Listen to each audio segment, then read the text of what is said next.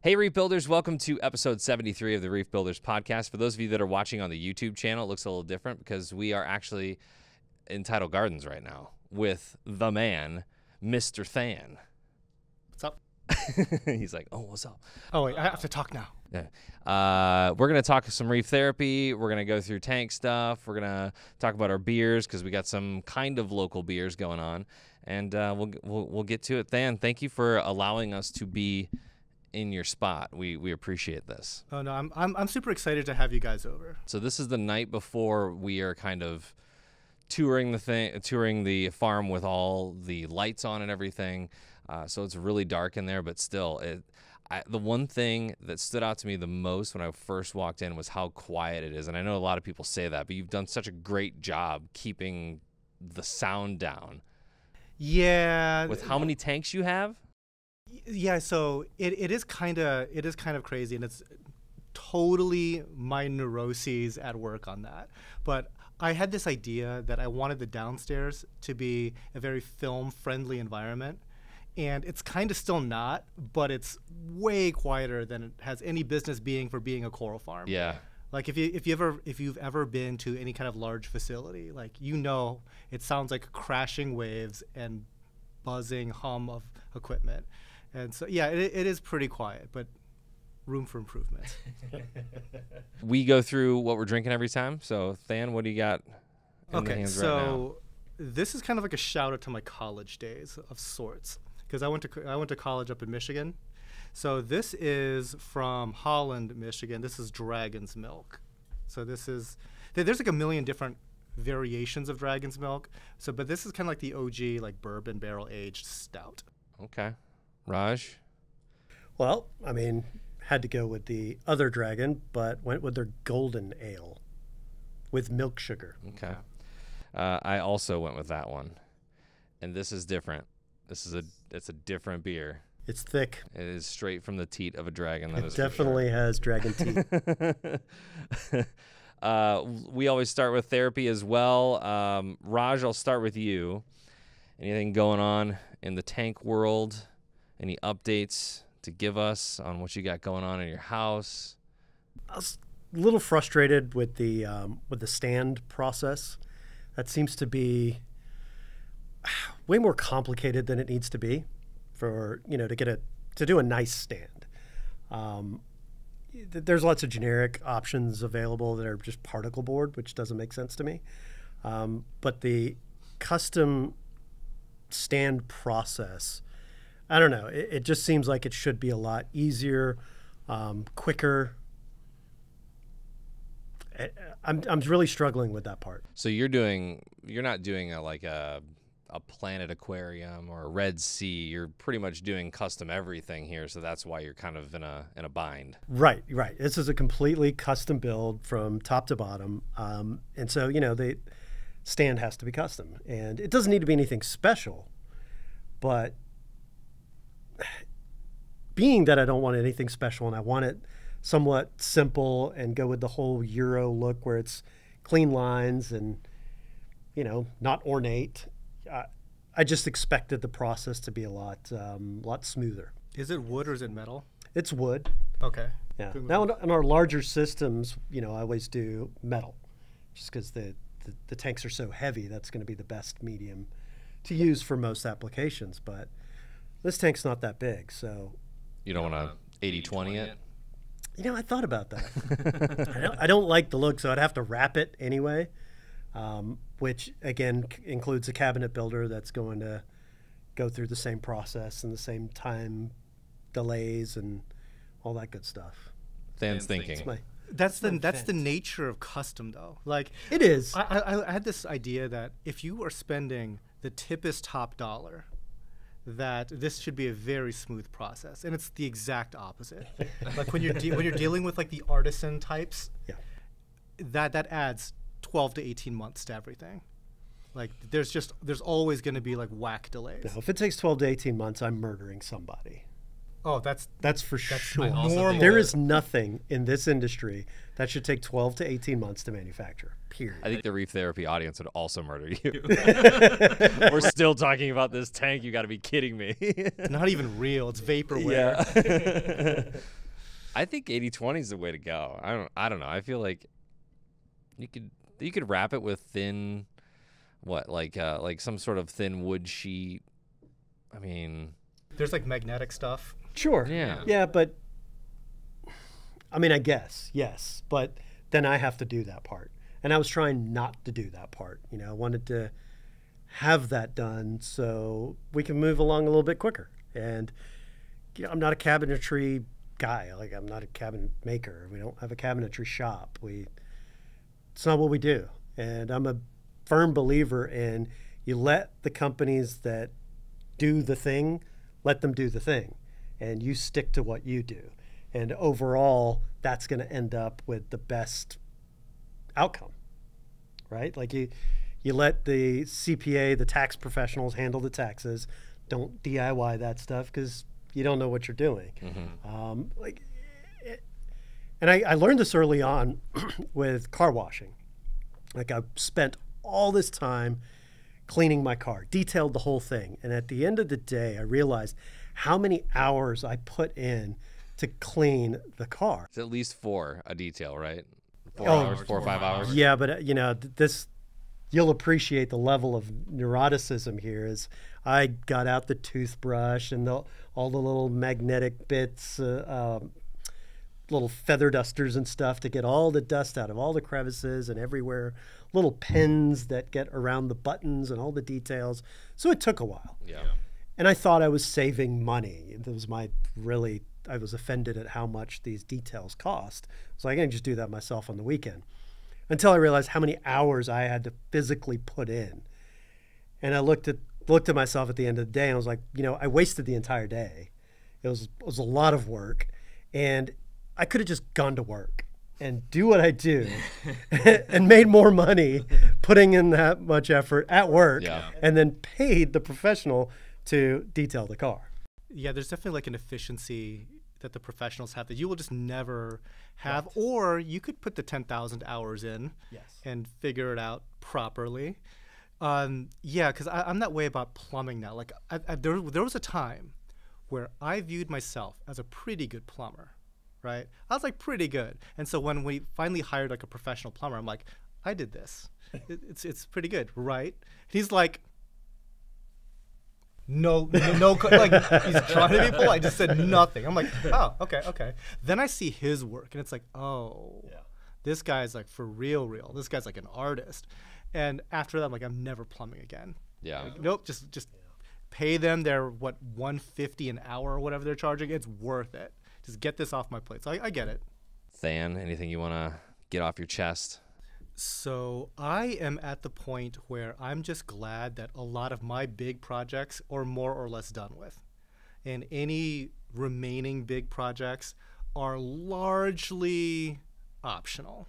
Like if I wanted to get a little bit crazy, I could still do that, but it's not necessary for me to do that. It's not preventing me from having an operating system. Like, for example, I don't have 10,000 gallons empty downstairs unless I do some big project. Like, we're good for right now.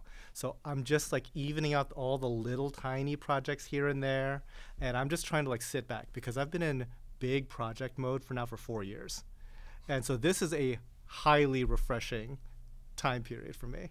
Do you hear that? So if I get my tank build done 4 years. earlier than 4 years, I'm ahead. So that's what I'm hearing.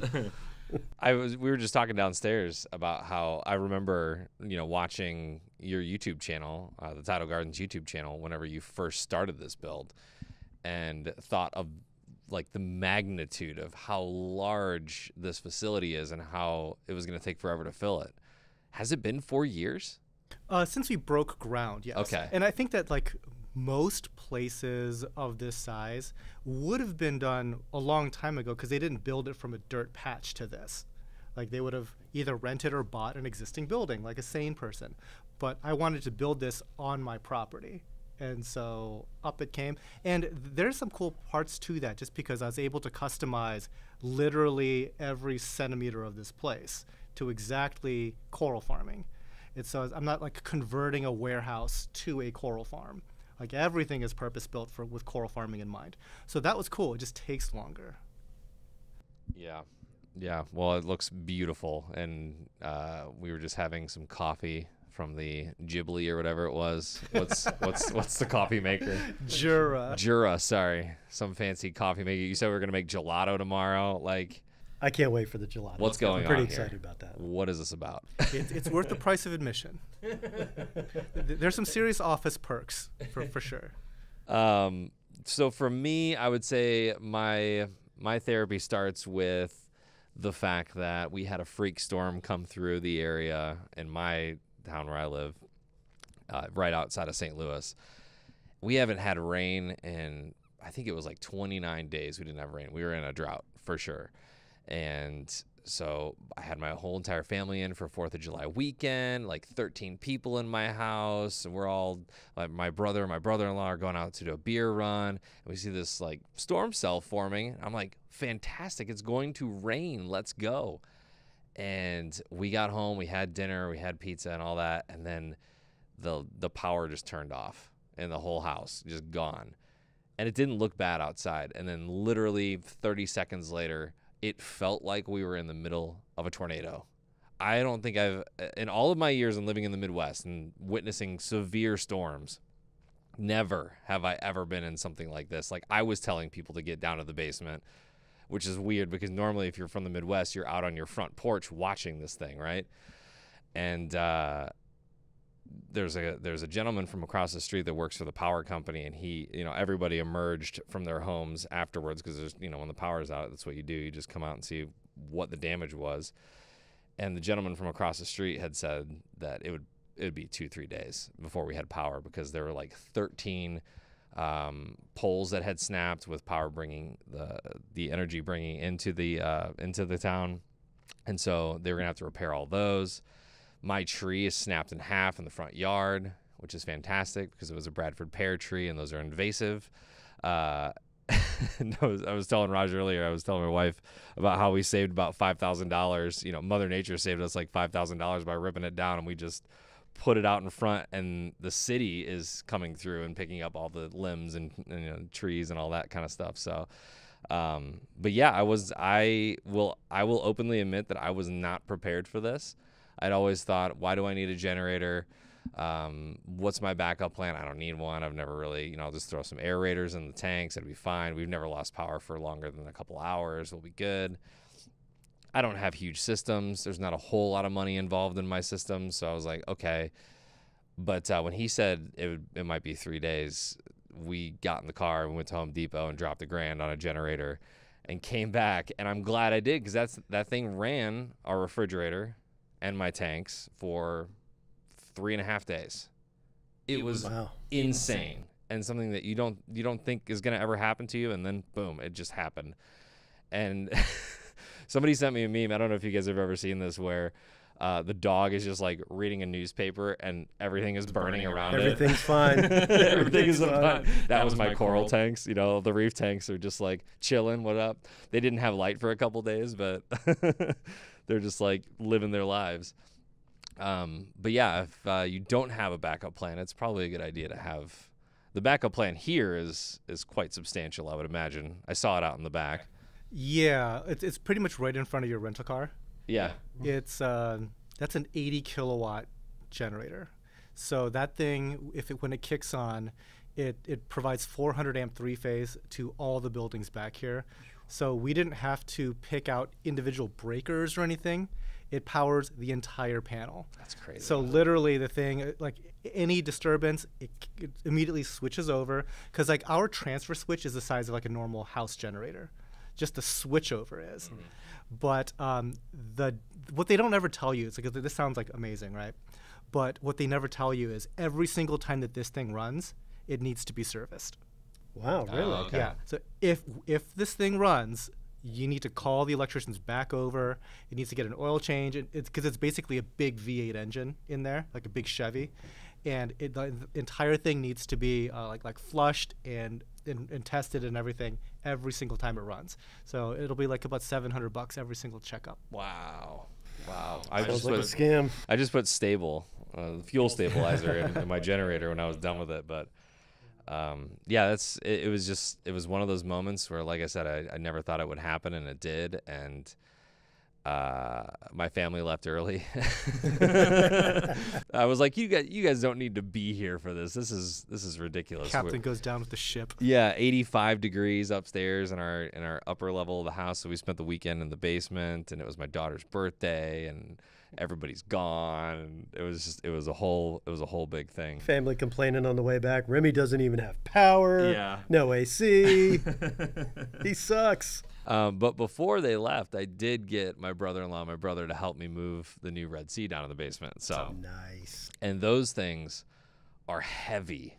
We only did it with 2.5 guys. So my brother kind of helped out where he could fit, because that once you get down the basement stairs, it was just 2 guys. Like there's no way there was a guy on the side or, helping. So you didn't have him like crouch underneath the tank and with it on his back, right? If he was if he was your real brother, that's what he would have done. Right. And it's only the 625, so it's not the biggest tank that Red Sea offers. So it's not huge, but it is downstairs. We did not get it on the stand, but I did use them to get it downstairs. So I now know that I need one more, just another guy and some suction cups to pull it up onto the stand.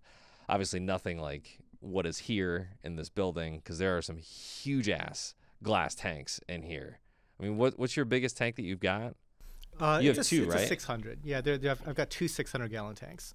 Yeah. Which, on its face, doesn't sound that big as far as like big tanks go, but they're overbuilt like crazy. So they're excruciatingly heavy. They had to be like machine lifted onto the stand. It's crazy. Yeah, it's amazing how much glass is down there, and we'll get to that in some videos for sure. You've probably seen a lot of the Tidal Gardens videos already. We're gonna try to focus on some other aspects when we go shoot tomorrow morning. But I want to ask, just what's your goal here? What are you doing? You're here. You've got all these tanks.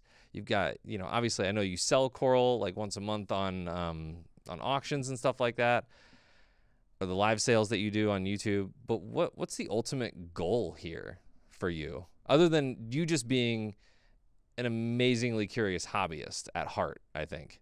I think that, it sounds kind of pedestrian now to have a coral farm.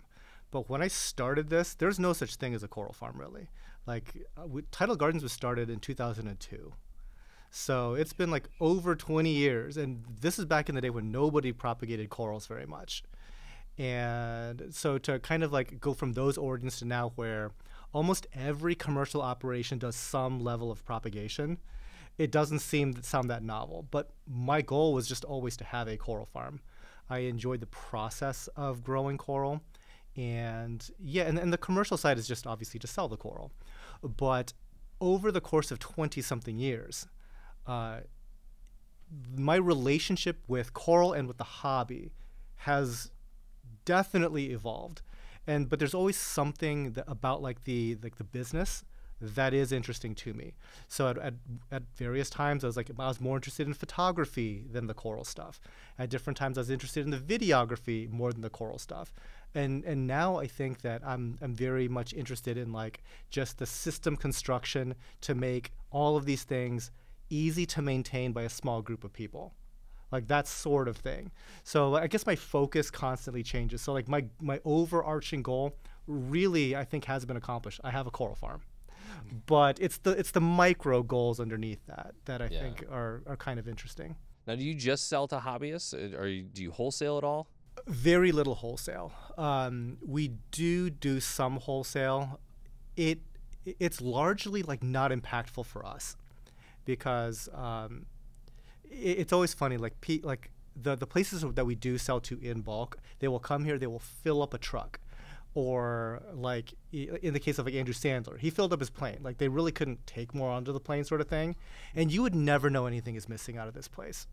Like so these bulk customers, it's like a rounding error on how much coral actually leaves this place. So it's, I'd say 99% retail. Okay.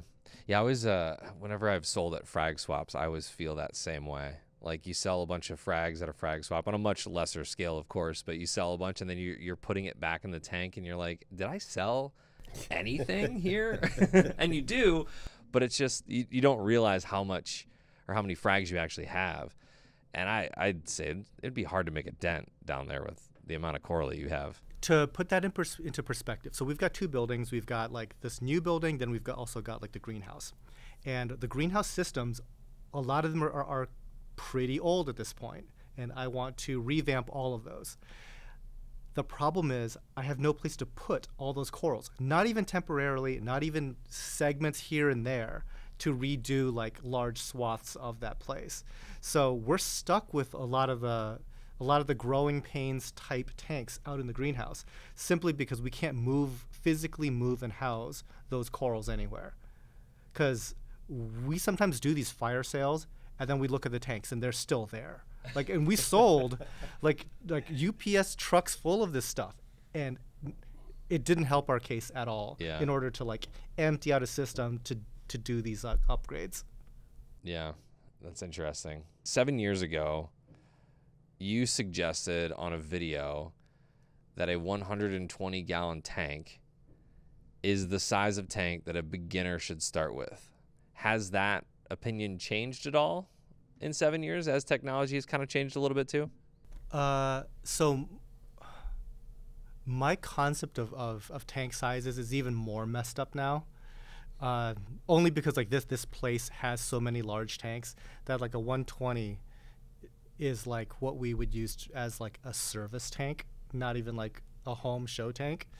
Ouch, bro. But I just got my biggest tank I've ever had at 160, and I feel so small. but that's the nature of this place. That like if we put up a 120, it would look like a small quarantine tank sitting in a corner, that sort of thing. So I'm messed up in that way, guys. I get it. But the reason why I was advocating for a 120 specifically, that 4 foot 2 by 2 by 4, is that a lot of the equipment that you would put on that would be the same equipment that you would put on a 55-gallon tank, that a lot of people would say is a more appropriate size for a beginner.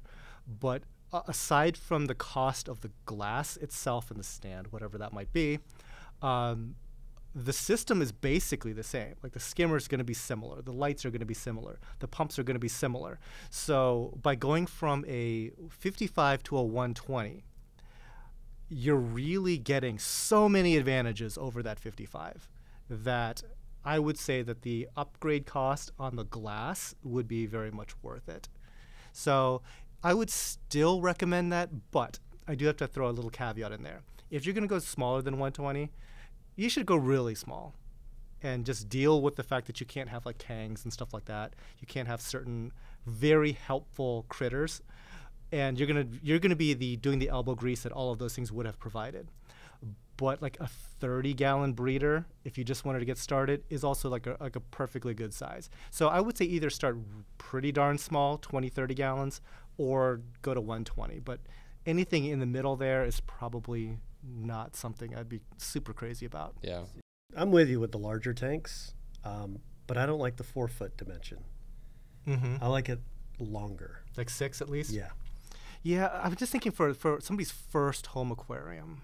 Like I get that, but in 4 feet, you just run out of space so quickly, and you're going to upgrade. We all know we're going to upgrade, right? Yeah. You buy the tank, and you're going to get something bigger. It's what we do, and so I think we're the out of touch folks in this. But everybody upgrades. I mean, we probably are out of touch with that stuff, but yeah. Everybody does upgrade. Everybody has that graveyard of equipment in their garage. Right? I've got boxes of just aquarium stuff that I never threw out, and just through my various upgrades. And okay, so I guess here's my question to you: would you rather have a 6 or an 8 foot tank?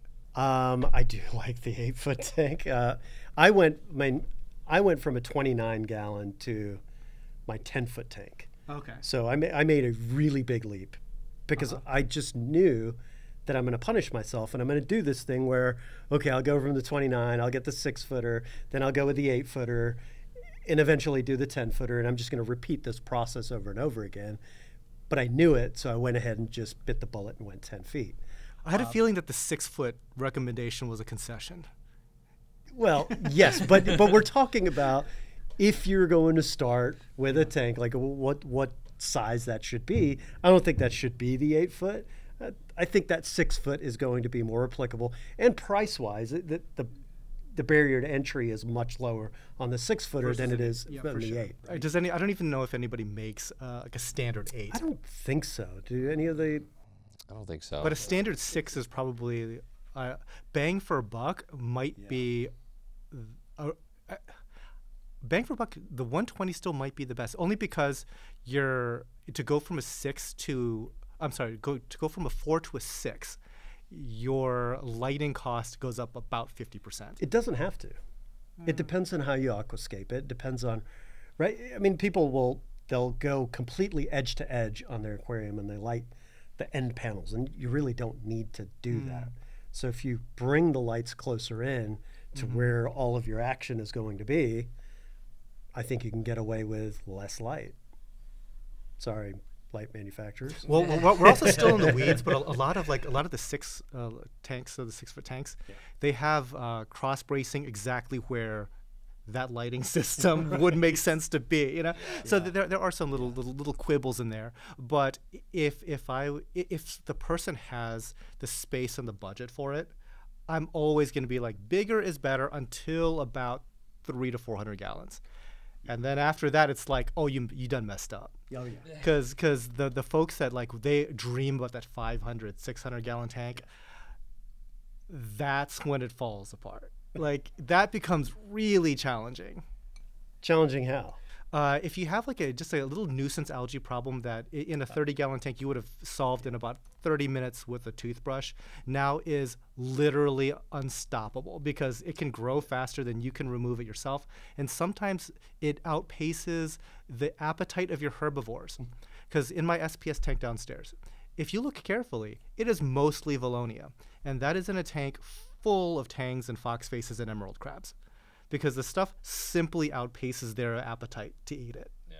And they do eat it, but it's just too much. Oh yeah, and then reaching it is difficult. I get that. Yeah. You had that. I remember you documented that in one of the 600s, right? Mm-hmm. It was just like amber waves of grain, just like, the hair algae just going crazy. That goes away on its own, more or less. Eventually, that goes away on its own. And I intentionally made that video knowing that it was going to go away, and I was just going to invite the hate like an ant trap. But yeah, because I knew that's a problem that people are going to have starting up a tank. They need to see what this looks like, even in a big tank. This is how bad it can be, and that it's going to be okay. But now I'm on the flip side of that, where this is a mature tank, and there's macroalgae now that can still outpace herbivores. So yeah, it's not horrific, but it's certainly an issue that is glaring, I think. I think Planet, they have a 310. How long is that tank? Is that 7 or 8 feet? I'm not too familiar. Our LFS, my LFS has one. It's their display tank right when you walk in, and I think it might be 8. So Planet might be one of those manufacturers that does make one of those. Just as a standard offering? Yeah. A 310. But I think that that's a good tank. Do you think that if you get over that 400 or 500, the problems get bigger, but also the equipment costs also tend to rise at that point too? I think everything at that point is going to be very expensive, because when you talk about, let's say, your 2-foot wide tank, your 6-foot 180, your 8-foot 240, something like that. But to go to 500, right? Now we're talking about the lighting thing. Yep. It doubles, because now your bank of like 4 to 5 radions. Yep. Sponsor of the Tidal Gardens YouTube channel, guys. Now you're talking about 8 to 10 lights. So on our 600-gallon downstairs, there's a dozen radions over it, like, for example. So yeah, that scales up very poorly. Yeah. And all the equipment gets a lot bigger. Like all your life support has to get bigger. Mm-hmm. What's that? There's there's like a price point in diamonds where like if you go above like a carat and a half, then it just exponentially rises after that. Would you think that that's kind of like that same like analogy of once you get to a certain point, then it just like skyrockets and the sky is the limit on what you can spend? Because I feel like the tank at the St. Louis Aquarium, the only reef tank that they have, the only dedicated reef tank, I think it's like 700 or 800 gallons total, and it's huge. It's just massive, and they've got just all commercial equipment on that, MRC and all those kinds of things.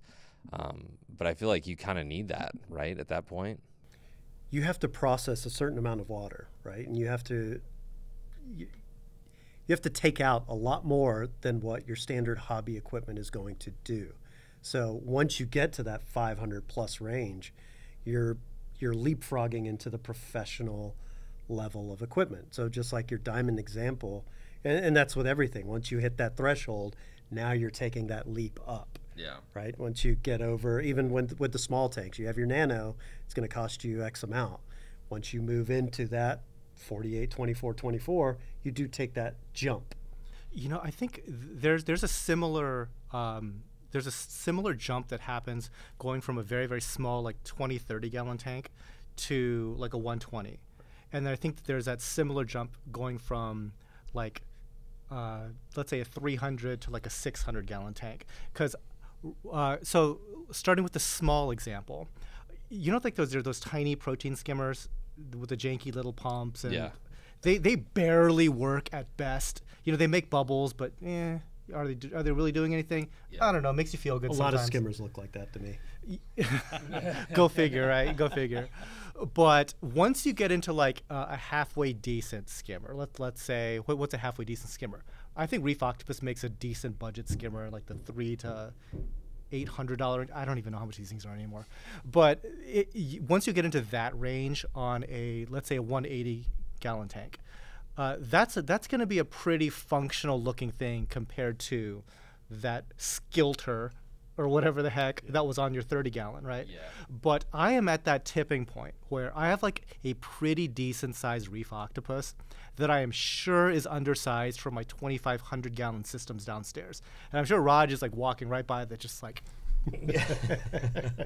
you're so close to doing it right. Then I see this and just derails my opinion of this whole place. I was good. I didn't say anything. I haven't mocked you yet. Yet. Yeah, it's coming. And this is why I wanted Raj to eventually see this place, because there's only so many people that can have that perspective. Like if I walk into any other coral farm, I got some opinions, right? It's like I got some hot takes, and not to be like disrespectful in any way. It's just that there's so much that I know about exactly this, right?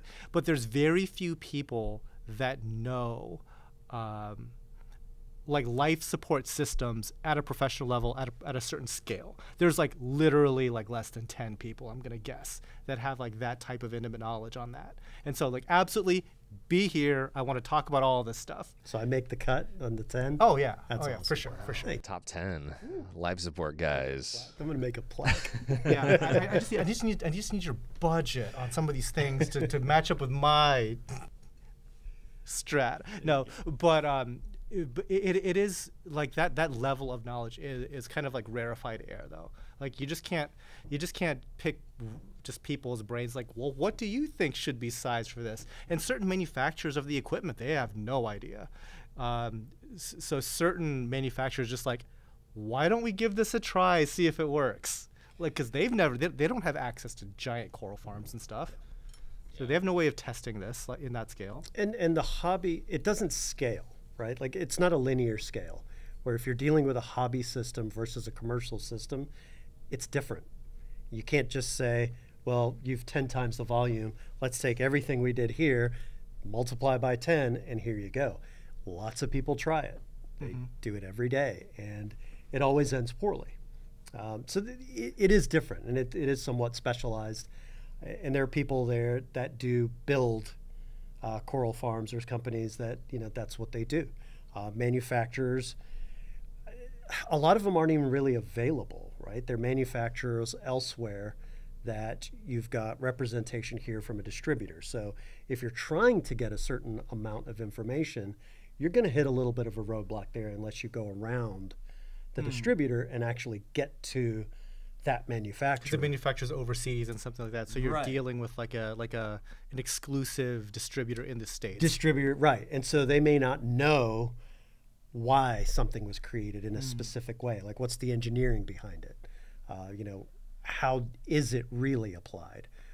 What are the limitations there? How are the ratings come up with? Like, you see this on products all the time, and you can see it from, I don't know, like $50 skimmers and $1,000 skimmers. And forget this hobby, you see it in the audio world, in every single Cameras. thing. Cameras, right? It's like 4K. 4K. My phone does 4K. This camera does 4K. Yes. They're not the same. They're not the same. Right? I dealt with an audio where you have a 50-watt amp from a professional amp company, or you have a 500-watt amp from, you know, the cheap overseas manufacturer, and the 500-watt amp is a fraction of the price. Well, somebody is not telling the truth somewhere, right? Or that watts don't tell the story at all. The watts don't tell the story at all. Yeah. Bingo. It's a made-up spec just to get you to buy because, well, 500 it's must be 500 better watts. than 50. It's better than 50. Yeah. Right? Why would I pay so much money for this 50-watt amp? That's exactly what it's like in that megapixel round. You know, my mom would always be like, I got this little point and shoot. It's like 35 megapixel. I'm like, Mom, it's not the same on that as it is on a professional like DSLR camera. It's just not the same. To go from high end to more of an affordable level, I think one of my favorite videos that you ever did was revealing the Amazon T5 lights in the greenhouse. And I think that shows the hobby that you can do this kind of on a shoestring budget. Where are you at with the T5s? Are you still using them? Do you still believe that they can grow, or in that philosophy at all? So we use very few T5s. And it is not because it's an inferior tech at all. In fact, I quite like T5s a lot. And I especially like T5s for photography.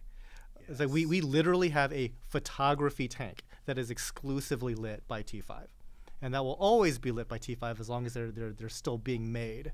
I think we ended up going with more LED fixtures over time, just because I was kind of realistic about our ability to swap out bulbs routinely. We would run T5 bulbs for like 4 years, okay, and just not care. And it's like, that's not great, you know? That's not a failure of the tech. That's just our neglect. But I know that that is going to be our level of neglect here. That's just, this happens. It's been tried and true for 10 years. I know that those bulbs are not going to get replaced on time. They're just not. So I think that's why we've gone to LED more. But there's certain applications where I very clearly appreciate T5. I wish we could do more with that in this building, but because of the heat generation, it ain't working out. Because this building, unlike the greenhouse that just is like a wind tunnel, this place, all the heat that we generate, we have to do something about, because it is so well insulated. So, you know, for every degree that we bump up, we have to air condition back down.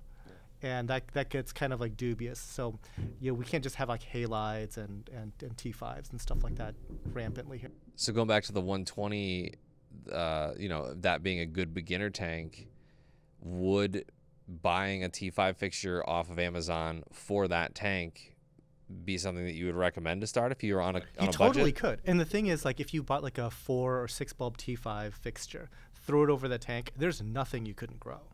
Like, any and all SPS is going to be fair game. So, and I think that speaks to like a bigger point. There are ways to do this hobby very inexpensively, but that level of knowledge is just not available to a lot of beginning hobbyists. Because I was asked one time just by like a classmate once, it's like, if we wanted a such and such tank, how much would it cost? I'm like, it would cost X, but there's no way that it's going to cost X for you, because you just don't know what you're doing. Like, you're just starting off in this hobby. Like, you don't know what corners you can and can't cut. You don't know what technology will absolutely work for you. if you didn't care about the bells and whistles. Like, again, that Amazon T5 fixture, you would be hard-pressed to argue that two extremely expensive LED fixtures from your favorite manufacturer is going to perform better than as like a 6-bulb T5 fixture. Like, I would think that that T5 fixture is going to just destroy that LED fixture in terms of performance. Yeah. And it's not just intensity, but it's like the way that the light blankets everything, the way that it avoids shadowing underneath corals and stuff. It's going to be like far superior. I think I've brought them up probably a dozen times now, but Garf, you know, Sally Joe and Leroy, I mean, they had amazing reef tanks that they were using normal output lamps on, so not even T5s.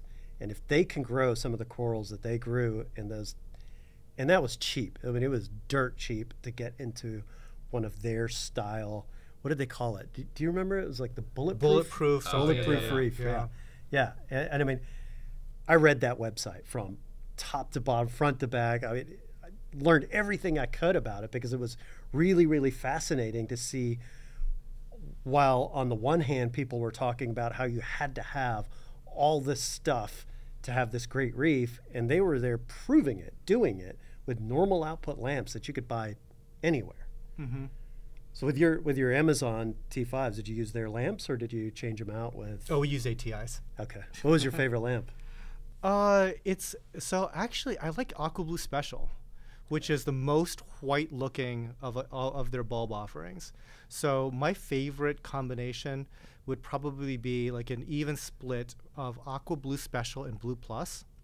And that for photography especially is going to be outrageously flattering, but in the most natural way. And that is going to be the most, I guess for your camera is going to be the most forgiving to like the physics of the camera sensor. So the image that bulb combination is going to get you, it's going to be fantastic. Having said that, we don't shoot under that. We shoot under blue junk, you know, the internet. The internet. But yeah, you know how it is. Like people are expecting a very, very blue look. Yeah. We give them what they expect. But if it was me, as like for my vision of what I would want to shoot with, it would be a much more daylight colored light. I think that's one of the interesting things about how you do your live auctions or your live sales, is that you show the entire spectrum, for the most part, going as the coral is up on the actual screen. It goes from white to blue, and you show how it looks through all of those colors. And I think that's really fascinating. Is that so? When you're doing a live sale, the lights actually going up and down. That's a special effect, but it's one that I've kind of custom crafted to give it the most representative thing I can for that. It's not always perfect, but it gets you a good idea. Yeah. And it really diffuses a lot of unrealistic expectations. I think that's like, so the call that I definitely don't want to get is somebody complaining about how something looks online versus what they received. Like that is just such an annoying thing because a lot of these corals are nice enough that they sell themselves. I don't have to go to that extra step of glossing them up to an unrealistic extent. So by doing something like that where I can show like a color gradient, it really diffuses a lot of that type of issue. So I try to do stuff like that whenever possible. And that is also just to like get all that static off of my desk. Just, like, I don't want to deal with any of that. Some bad energy.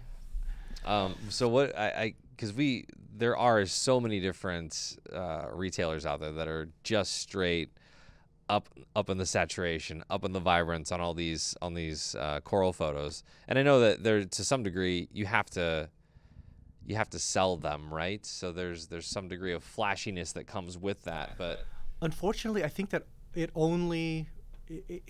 I know that it works, but I think that it works on the type of customer that unfortunately is going to be newer to the hobby. They don't have like the mental filter of, oh, I know what that looks like in real life. I'm still going to buy it because I know what that looks like in real life and that's good enough. But like to somebody that's just getting into the hobby, they don't really know what they're looking at. it's borderline like predatory. I mean, it's because there's certain corals that there's no way that it could ever look like that in person, because it involves like wearing glasses to get that effect. Like, you don't look at your tank with a certain type of filtered glass. Like, that's just not a thing. Yeah. So, and I think at that point it's like, okay, we need to take a couple steps back from that, and because chances are, like I said, the coral was probably good enough to sell. You didn't need to take that additional step into something that's not replicable. But I don't know. I guess that's just me. So who's the worst offender? Call him out. You know what's funny? It's like I can't even say, because I don't shop. Yeah. Like I think that's the biggest thing. Like I like my acquisition target type stuff, I'm literally looking for like 5 great corals a year, and I'd be happy. So I can really be like super specific. So, and also that means I don't have to shop a lot. Yeah. So unfortunately, I'm not gonna throw anybody under the bus just yet. Damn it. Have another beer. They know who they are. Yeah. They don't need me to tell them. Vibrance up. If you have a preset of saturation and vibrance on your, yeah. But I do think I think you're right with that, because when I first got into the hobby, that was very much like, I don't care what it looks like. You can up the vibrance and the saturation on something, and I'll get it, and it'll be whatever. That's just how the hobby is, right? But then when you pass that, I think 1 to 2 year mark in the hobby, if you make it that far, you start to appreciate different parts of this hobby and different niches and different lighting spectrums and things like that, and different corals for what they are. I mean, the Goniastria at Aquashella Dallas that made a magazine recently, that's a commonly overlooked coral, because a lot of times it's fragged up so much that you can't ever see it in a colonial form. But I was going to ask, you said you only shop for like 5 corals a year. Are there any holy grail corals that you don't have that you're always on the lookout for? There's quite a few. So right now I've been on a big kick for Goniapora. So I actually had already purchased this one, and I kind of maybe lost it, or it shrunk, and I don't know if the one I think it is it or not. But I'm looking for a speckled red Goniapora. What else am I looking for? What color are the speckles? Are they like a white? They're they're kind of like a pink, actually. So it's like a red base, and the speckles themselves are like a lighter shade. Because we have like a green one we call like a glitter bomb, and that has like very pronounced like speckling. The red ones are always more subtle. But then what I thought was hilarious, I have a friend in Japan who has a coral farm, and he hunted down a red speckled Goniapora because he heard me talk about it one time, and his looked better than mine. Like, so he was able to track down a very nice specimen and propagate it to heck, and he's in Tokyo. So it's like, that doesn't help me at all here, right? But so clearly it exists. I just need to like find a good source and find it. What else is on that list? Let's see. So there are a handful of really nice high-end acropora that I'm looking for. Acros are one of those things that I wish I just did better. Like, we do okay with acros, but there's some folks out there that do acros like super well. Like Top Shelf Aquatics does acros like super well.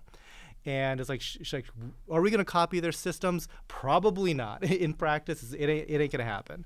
But if we were able to keep acros better than we currently are, I would go on a huge happy hunting spree on a dozen different variants of those.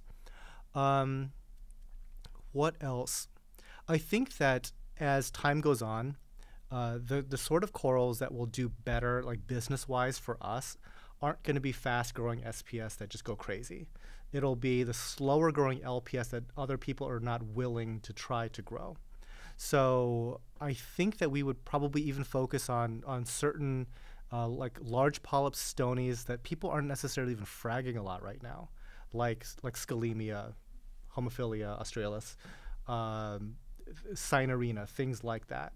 And either do the sexual reproduction thing, try to, or just make the time commitment and propagate them. So stuff like that. I mean, that could be, what, a 2 to 3 year time commitment, right? So I came across a video.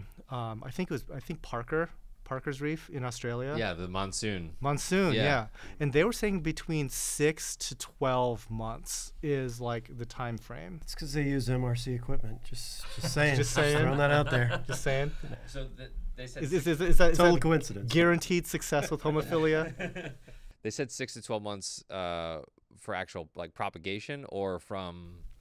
I think that the 6 would be to get it to something that might sell, 12 to the point where it turns more circle-like.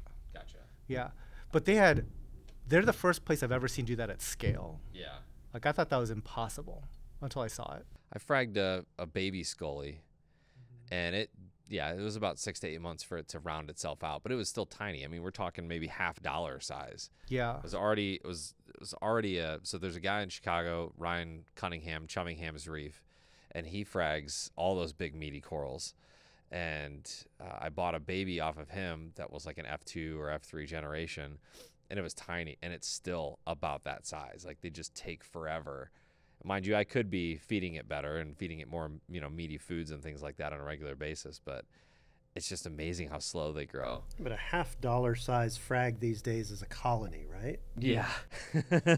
I will say I still spent $100 on this baby frag, but it was cool. It's like a bleeding apple kind of variant with, when you in the way that you frag it, or what you're selecting to frag color wise will create an entirely new pattern on it too. So you get some pretty wild stuff. Yeah. And I think it right now probably makes more sense at the hobbyist level that can just sit and not have to worry about like the economics of it. But until I saw that monsoon video, I was like, I didn't think that it would really ever make sense at the commercial scale. But I think that with the collection restrictions that are going on in Australia, that sort of activity is going to be making a lot more sense economically. And to see somebody else do it successfully was very encouraging, to the point where I showed my staff that video, and a whole bunch of them just immediately said, we should start doing that right this second. And I'm like, maybe we should, but I don't know. We're just on the fence on that, because we're not quite as large a facility as Monsoon, but we're big enough to try something. Yeah. So we'll have to see. Does that change your mind on leathers at all? I love leathers. On like sarcophyte and like fragging and actually using that as like a viable. I do like it. So sarcophytans are slower than I ever thought they would be. I always figured that those would be just growing rampant, right? But we just don't make the time to cut them, and I think it's because most of them end up in our tubs, and our tubs get highly ignored. But there's a tub that you guys will see tomorrow. It literally has like 50 mother colony sized things of leathers that we could absolutely be cutting up today. So I'd like to start into that, because it is a surprisingly popular coral. Like, it's not like a poor seller at all. Yeah, all the long polyp varieties, thanks to Jake, right? Yeah, but we've got some really cool ones, like a bright green one that has green tentacles with a white. Nice. Yeah, with a white tip. Yeah, cool stuff. I think one of the most listened to episodes of Reef Therapy was your episode, by far. I want to say it's like tens of thousands more than any other episode. And it was at the Reef Builder studio, if I'm not mistaken. You guys, we did that in person. You were just sitting on the sofa, right? Yeah. So I guess from your perspective, and I know we kind of got this while you were there, but what about the Reef Builders studio to you is special? So what was immediately jumped out at me was, so Jake had an eye for weird stuff, and because he's not economically driven in the way of selling coral, he really wanted to go out and find these curiosities that you almost never see in the hobby. They're not necessarily like the most highly desirable, like paint splatter, like what is it, like grafted acro type stuff, right? Spliced, none of that stuff. But it'd just be like the most hardcore weird thing that looks like something else. So it'll be something that you would swear was like an anacropora, which is like a branching orange like SPS, and there's this branching orange SPS, but it's not what you think it is. It's actually a type of Montipora that's growing exactly the same that you never see. So it's like this entire collection that's so highly curated for the weird stuff that I appreciate, that you don't see like every single day. And the other thing that I liked was that my favorite tank in that entire studio was he had a low light, low temperature Australian LPS tank that just had some really, really, really choice specimens. And this is the wall tank? It is. Yeah. And the thing is, if this was a store, that tank couldn't exist because people would buy those things for a lot of money, right? And that's the problem we have here. I would love to set up a tank pretty much exactly like that and fill it with my favorite Acanthophilia, Cyanarina, different types of lords, like whatever, right? But that can never exist here. Yeah. Those things would sell for thousands of dollars, and we would move on, and that tank would always be in some stage of like, Yeah. That's why I never had a Mauritius gem tang in my tank, is every time I would bring one in and get it ready, go through QT, somebody would come up with the right amount of money, and I'd be like, I can't turn that down. Here you go, and then repeat the cycle again. And now the market's flooded with the cheap ones. They're not anywhere close to as good looking as the Mauritius ones. Yeah, and so the value of the ones from Mauritius are crushed, as it doesn't now make sense to make that flight. Because coming collect it, you can't. Yeah, it's not viable here anymore. So I missed my opportunity completely to owning one of those for that exact reason. Interesting. Yeah. Interesting. Was there any specific coral at the studio that jumped out at you? It was maybe super weird or... Yeah, so it was kind of funny because Jake was saying like, I'm surprised you're not asking me for coral. Right? Because it's like usually when I bring somebody over, like, can I get a cutting of this? Can I get a cutting of that? I looked at him and was like, I'll take everything in that LPS tank. And that ended that conversation right there. It's like, careful what you wish for, Jake. I know what's valuable here. I really like the and we've talked about this several times now, the Turbinaria heronensis. It's very cool. From Galleria Aquatica in Australia. It was funny because we did a video recently, the most affordable and unique corals, and Anya got on that with that same video that you were on, and she showed the mother colony, and that thing was beautiful. Like just the growth pattern on it, and it's not the flashiest in color, but there's just a little bit of like purplish, greenish, like iridescence in it. Man, and he had a couple. Jack said he's got like 4 or 5 of those scattered throughout the Reef Builder studios. None of them as big as the one that Anya has, but man, that very cool structure. That one took my breath away. I love that. That was awesome. So Jake was really into that stuff, the structure, the unique patterns or the growth of it. And you know what it reminds me of? It's like the guess that Pokemon thing where you just see like the outline and the question mark, And so it's like the silhouette itself should be a striking aspect of the coral that you're talking about. It's Clefairy. Yeah. I have no idea what you're always Clefairy, dang it. My kids got really into Pokemon, and they started watching all the old episodes, and they always do that at the end, and yeah, that was always it was nostalgic for me. So anything else from the Reef Builder studio that really kind of was striking, or any other talking points there? I also appreciated like that he made it so clean knowing that I was going to be there. Like he said, it's like, like my normal helper guy, he's like off on vacation, so it was just me having to do all this. I hope you appreciate how much this is the effort that had gone into this to get it this clean, because he went hard on the. So this is what's always funny. It's like whenever we have like special guests over, we do clean up our systems, right? Sure. And I joke to Rod, just let me know what day you're going to come so that we can make this place unsustainably clean for your visit. It's like everybody does it, But yeah, he put in so much effort to make it so super clean because he's like, Than's going to show up with his camera from outer space. It's going to pick up on every detail of what's wrong with my system. So yeah, he was like so worried about that, I think, and he super polished the whole place up. It looked fabulous. Yeah. And I would say the last time that we were there, Jack's doing a really good job of keeping everything super clean. He's got some projects, and I don't know if he sent you any of this, but the Chalice Palace.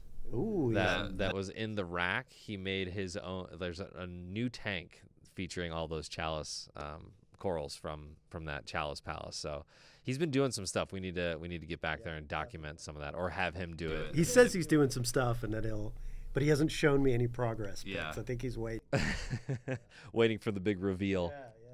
Well, is there anything else you guys want to chat about tonight before we get out of here, or do you have any burning questions for Than?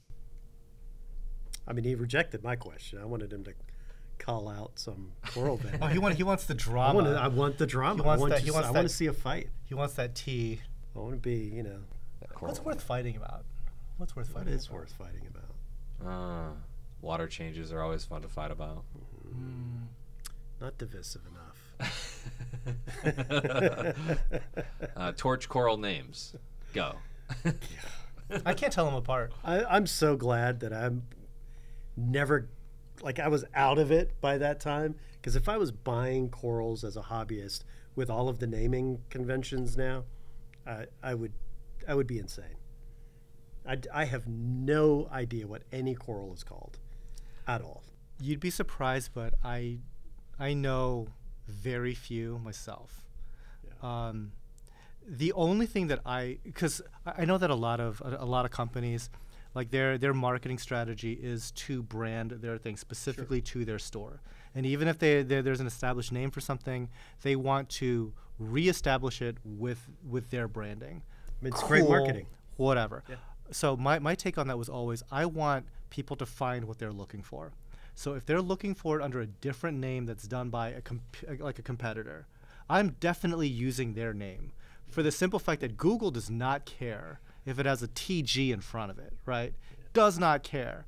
So we would love just to use everybody else's name, but where it falls apart for us is sometimes, and I hate it when this happens, but sometimes certain things slip through the cracks, and we will have two different names for the same thing.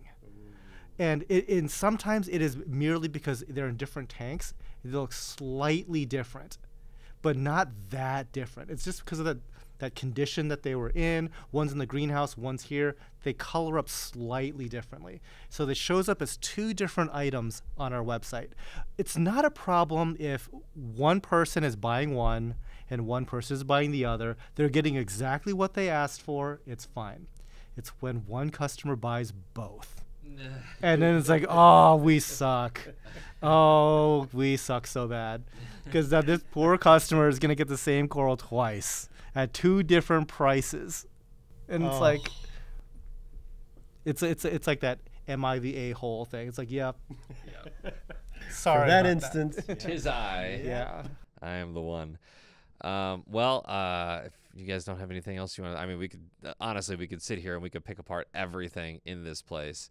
But I think we need to get some shut-eye because we got a long day of shooting tomorrow. Very excited to kind of go through this whole entire building and dissect, if you'll let us. Absolutely. Let's do it. Tomorrow. Tomorrow, yes. If you want to leave comments, you can do that. Any questions for Than or Raj or myself, go ahead and do that in the comment section below. If you're watching on YouTube, if you're not, go ahead and find us on the socials. We announced the Top Shelf Aquatics Grow Out Contest, which Reef Builders is participating in. If you have not gotten into that and you're an SPS head, and if you love and you grow acropora really, really well, all of the contest grow out frags are super nice from Top Shelf Aquatics. So make sure to hit up topshelfaquatics.com. The Coral Smackdown is what's going on. The Grow Out contest. They're calling it the Smackdown, I guess. Than, you weren't invited, so. Bummer. Which after talking to you and hearing that you're not the best at Acropora, I don't know. It might be. I'm not ashamed to admit that Top Shelf does it extraordinarily well. Yeah. Yeah. Yeah, they're pretty awesome. Well, thank you so much for letting us talk to you for an hour tonight. We're gonna get some sleep, and we'll be back here in the morning. All right. Bye, guys. Bye.